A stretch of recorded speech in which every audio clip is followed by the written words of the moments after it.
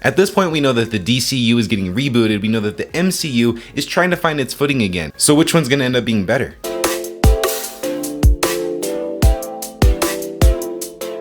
Welcome back to Gavin Goes to the Movies. I'm Gavin, let's talk movies. Now there's no denying the impact that Marvel had on the superhero movie genre, but they also just redefined movies as a whole going forward. I mean, they were one of the first to set up an interconnected universe where all the movies just stacked on top of each other. They were one of the first to introduce the exciting, but now a little bit annoying post-credit scene. And you wonder why you waited so long for something so disappointing. They changed the game and had a ton of success. DC, on the other hand, was trying to play catch up, and while I initially liked what they were putting out, they were really just basically copying Marvel. I mean, if it works, do it. But in this case, it didn't. One of the big issues that the DCEU ran into is that about halfway through their lifespan, they lost focus of what they were trying to do in the first place. Shared universe? Standalone movies that don't connect? They just ended up being all over the place. Things got so bad that they are just rebooting the entire thing. And honestly, Warner Brothers pulled off a heist of a lifetime. Warner Brothers got the guy who wrote and directed the best trilogy in the MCU. Him and his partner Peter Safran have a 10-year plan of what they want to do with the DC characters and the stories going forward. And they're fully committed to this plan. They want a universe that's connected in every which way. Whether that's live action movies or TV, animation, or even video games. They want the same actors to play the same roles every time. And while that might not seem like a big deal, think about how many times a character in a movie or a show has been recast and it's just completely distracting, even down to their voice. So while it is a small detail, it's never been done before, and I think that a lot of people are gonna appreciate it. I recently saw Inside Out 2, and Fear and Disgust were both recast. And while the voice actors did a great job, I'm not knocking them, it was just a bit distracting because I knew who the voice actors were from the previous one, and I noticed it. DC is giving us tons of variety with the shared universe, with a plan this time, but they're also giving us standalone titles like the upcoming Joker Folie à Deux and the Batman Part 2. Projects like these are going to be labeled Elseworld projects. So we're going to have this mainline story going on with the DCU, but we're also going to have separate stories going on as well that have nothing to do with it, and that's what the Elseworlds are going to be. And yes, they are delving into TV shows, and they're going huge with HBO.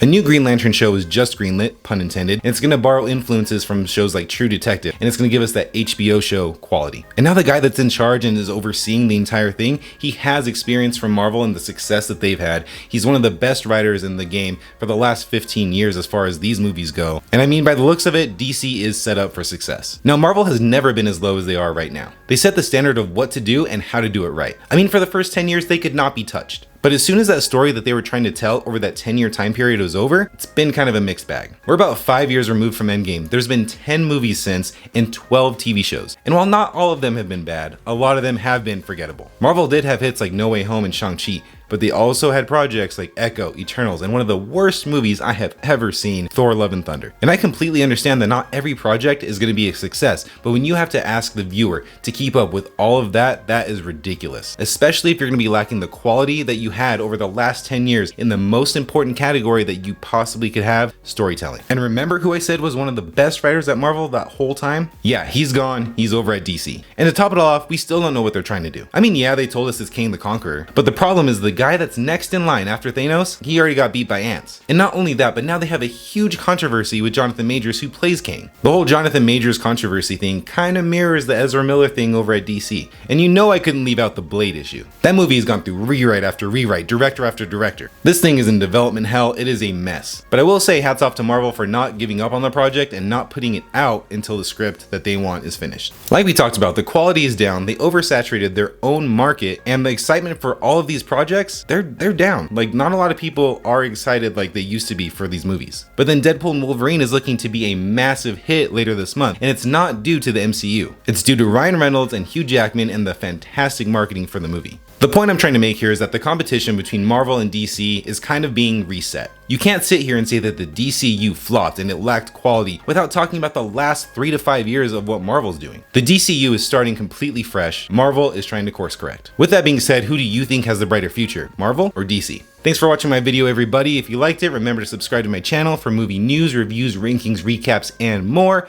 Until next time, everybody, see you later.